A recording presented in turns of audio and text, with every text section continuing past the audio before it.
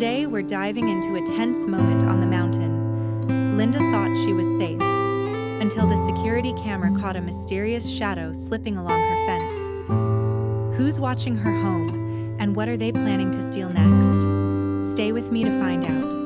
And if you enjoy the story, don't forget to hit subscribe so you won't miss the next videos. Morning sunlight slips through the mountain canopy and lands on a wide green sugarcane field. Dew sparkles on the leaves, and the air smells like damp earth and fresh sweetness. Linda stands at the edge of the rows with a worn sickle in her hand. Her palms are rough from work, but her grip is steady. She watches her nephew choose the canes that have turned a warm honey gold. "Grandma, how much is this one?" the boy calls out. His grandmother smiles. "That one's good, thick, straight, not eaten by bugs. But if you want a better price at the market, don't just cut neatly." Out here, neatly isn't pride, it's survival. A clean cut means the cane won't split. A neat bundle means buyers can't easily push you down. The sickle flashes. Thwop. The blade bites into the stalk with a dry, satisfying sound. A cane falls heavy to the ground, and the field echoes the rhythm of rural life. Simple, relentless. "3 pieces or 4?" the boy asks, trying to copy her. "3 is easy to stack," Grandma says, pointing to the best place to slice. "4 is fine too, but they have to be even. Buyers look at the cuts, and they know if you rushed. Remember, selling isn't only selling cane, it's selling your effort." Linda stoops to pick up a fresh piece, brushing off soil. The scent is bright and sweet. She can already picture the market day, the crowd, the bargaining, the coins pressing into a palm. Grandma keeps talking while she works, like the stories are part of the harvest. "Your uncle used to sell cane like this," she says. "He'd tie it to the cart, leave early, come back late. Some days it rained and people complained, offered less money. But he still smiled, said if we could buy rice and medicine, that was enough." Linda's eyes sting a little. She doesn't look away. She watches Grandma's wrinkled hands move with confidence, watches the boy's eager face, and suddenly the field feels like a thread tying them together. They cut and cut. The pile grows. Each clean slice another small promise. Then one stalk falls the wrong way. "Ah!" the boy yelps, stumbling back as the cane tips toward him. Linda lunges without thinking, braces her shoulder and catches it before it knocks him. Grandma grabs the other end.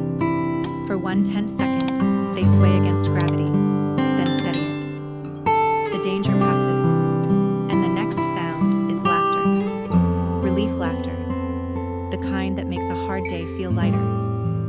"Careful," Grandma says, still smiling. "The field doesn't hurt you when you respect it." They start bundling. Linda pulls the twine tight, twisting with practiced hands. Grandma checks the knots. "Not too tight," she warns. "You crush it, it bruises. Not too loose, it falls apart."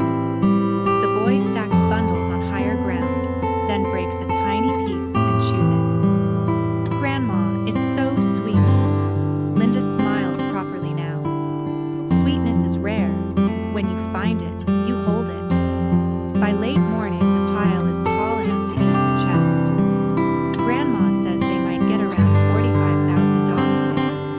It's not much in a city, but here it becomes rice, salt, maybe a little oil, enough to keep the kitchen alive. Linda wipes sweat from her forehead and looks at sunlight pouring over the bundles like golden paint. For a moment, the future doesn't feel like a dark tunnel. It feels like a road, still rough, but visible. But the day isn't done with her. When afternoon comes, shadows stretch across the dirt path to the house. Linda sits on the step, shoulders drawn in, staring at the yard. Her bamboo rat, small, stubborn, oddly comforting, is gone. She searched everywhere: the cage, the fence line, the corners of the garden. Nothing. And in a village where everyone knows everyone, a missing animal doesn't feel like luck. It feels like someone crossed a line. A motorbike stops at the gate. CEO Quang steps down looking exhausted, shirt slightly wrinkled, eyes heavy from work. But the moment he sees Linda, his expression softens. "Hey, my pretty rabbit," he says gently. "Why do you look so sad?" Linda tries to stay calm, but her voice cracks anyway. "My bamboo rat is gone. I think someone took it." Quang doesn't brush it off. He sits beside her like her worry matters as much as any contract. Linda explains the signs. The cage door not quite right. Scuffed dirt near the corner. A strange noise last night she told herself was the wind. The more she talks, the more she realizes it isn't only about the animal. It's about safety. Quang listens, jaw tight, eyes scanning the yard. Then he stands. "Okay," he says, calm but firm. "From now on, you won't have to worry like this." He heads to the storage room and pulls out an old camera, dusty in a box. "It's old," he says, wiping it off, "but I can fix it." He kneels on the porch with a small toolkit, stripping wires, reconnecting a loose cable, testing power. The sun is fading, but he keeps going, sweat beating at his temple. Every now and then he glances at Linda, like he wants her to see. He's not saying this to comfort her. He's doing it. "Be careful," Linda whispers. "Don't hurt yourself." Quang smiles without looking up. "I've dealt with worse than wires." Then his voice drops, heavier. "Honestly, I'm trying to take my company back," he admits. "Pressure everywhere. People waiting for me to fail." He tightens a screw. "But I come here and I see you sitting like this. And I hate that you feel afraid in your own home." Linda doesn't have a perfect answer. She just watches him, and the warmth she lost earlier starts to return. Slowly, like a fire catching after you've nearly given up. Quang mounts the camera where it can see the gate and the cages, adjusts the angle, and plugs it in. For a second, nothing. Then a small light blinks. The camera is on.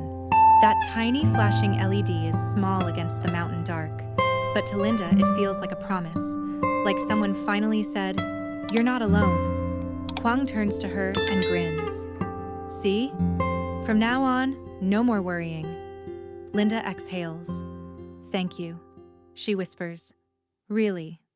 They step inside, just as the screen flickers once, catching a quick shadow sliding along the fence line. So fast that Linda isn't sure if it's real, or if the person who took her bamboo rat is already watching them back. Night comes down gently on the mountain village. Outside, bamboo leaves whisper in the wind, and insects sing like they've rehearsed the same song for years. Inside Linda's small kitchen, the stove fire glows orange, turning the walls warm and alive. Linda moves between the sink and the stove with quiet focus. She rinses black, sticky rice until the water runs clear, then pours it into the pot. The grains look like tiny dark pearls. On the other burner, pumpkin soup simmers, giving off a soft, sweet smell. She washes greens, lays out a small plate of fish, and sets 2 bowls on the table. Simple, honest food. CEO Quang steps in from the porch and pauses, letting the heat hit his face. His shirt is slightly wrinkled, his eyes tired, but his expression eases when he sees her cooking. "You didn't have to do all this," he says. Linda glances up. "You didn't have to fix my camera either." Quang smiles, then sits close to the fire, holding his hands out to warm them. For a moment, neither of them speaks. The crackle of wood and the gentle bubbling of soup fill the silence. When Linda serves the rice, the steam rises thick and fragrant. Quang takes a bite, then another, slower this time. "Okay," he says, impressed. "This is really good." Linda laughs softly. "It's just food. It's food that tastes like someone cares." Quang replies. And then he looks slightly embarrassed by his own honesty. He clears his throat and reaches for the soup. The warmth in the kitchen makes Linda's chest loosen. For the first time all day, she isn't clenching her jaw. But the calm doesn't last long, because the camera monitor sits in the corner, a small screen glowing like an open eye. Quang notices Linda's gaze drifting there. "Hey," he says gently, "you're safe tonight." Linda nods, but her voice is quiet. "I thought I was safe before too." Quang sets his spoon down. "Tell me what you saw." Linda hesitates, then admits what she hasn't wanted to say out loud. "It's not only the bamboo rat. It's the feeling that someone can walk into my yard, take something, and disappear. Like my home isn't mine." Quang listens without interrupting. His face hardens, not at her, at the idea. After a beat, he exhales. "I got yelled at today." Linda looks up fast. "Because you came here?" Quang gives a small shrug, pretending it's nothing. "My boss thinks time is money. I was late. He didn't care why." Linda's stomach drops. "Quang, I'm sorry. I didn't want you to get in trouble." "Don't," he says, firm but kind. "He's been waiting to snap at me anyway." He stares into the fire, voice turning heavier. "I told you earlier, I'm trying to take my company back. And it's not just paperwork, it's people, politics, pressure. Everyone is watching, hoping I slip." Linda studies him in the firelight. In the office, he's CEO Quang. Here, he looks like a man who's been carrying too much for too long. "So why come here after that kind of day?" she asks. Quang lifts his eyes to hers. "Because when I'm here, I can breathe." Linda's throat tightens. She looks away quickly and starts straightening the table to keep her hands busy. Quang leans forward a little. "And you? How are you really doing?" Linda pauses. The question lands harder than she expects. She swallows. "I'm tired," she admits. "I'm tired of feeling like anything I care about can be taken away." Quang's voice softens. "Caring isn't weakness, Linda." She tries to smile. "It feels like it sometimes." "It's not," he says. "It's the reason you're still standing." The words sit between them, warm, steady, almost dangerous because they feel true. They finish dinner slowly. Then Linda stands to wash the dishes. Quang rises too, reaching for a bowl. "You don't have to," she says automatically. "I want to," he answers, already rinsing the rice from the bowl like he's done it 1,000 times. "You've worked all day. Let me do something normal." That word, normal, makes Linda's eyes sting. Normal feels like a luxury. When the last dish is stacked, Quang wipes his hands and turns toward the camera monitor. "Let's check the recording," he says. Linda's body tenses instantly. She steps closer anyway, heart thumping. Quang scrolls back through the footage, eyes sharp, jaw tight. The screen shows their yard in grainy night vision. The gate, the fence line, the cages. A moth flutters near the lens. A leaf drifts. Nothing. Then Quang stops. "There," he says quietly. A shape slides along the fence. Low, careful, deliberate. Not an animal. Too controlled. Linda covers her mouth. That's a person." Quang freezes the frame. The outline is blurry, but the movement is clear enough to make the air in the room feel colder. "So I wasn't imagining it," Linda whispers. Quang shakes his head. "No." Linda's voice trembles. "What do we do?" Quang thinks for a moment, then speaks like he's laying down steps in his mind. "Tomorrow morning, we ask around, but quietly. No accusations. We listen. We watch. Someone who suddenly has a new animal. Someone who avoids your eyes. Someone who's too eager to help." Linda hugs her arms. "And tonight?" Quang turns to her, steady and serious. "Tonight, we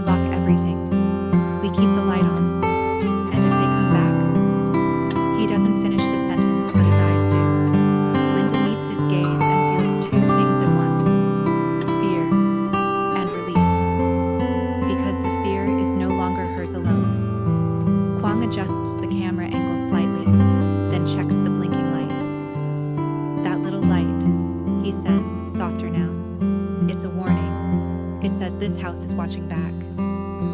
Linda breathes out, slow. I don't want trouble. I don't either, Quang replies. I want peace. But peace isn't free if someone keeps testing your limits. Outside, the wind moves through the trees again. The house creaks, settling into the night. The monitor keeps glowing, showing a quiet yard that looks harmless, until you remember the shadow. Quang steps closer to Linda and lowers his voice. You're not alone anymore. Linda's eyes flick to the screen once more. The fence line is empty now, still, silent. But somewhere beyond the dark, someone knows there's a camera. And if they're bold enough to come back, the next move won't be theirs alone. Cao dần, 45 đồng trở thành hy vọng cho phiên chợ.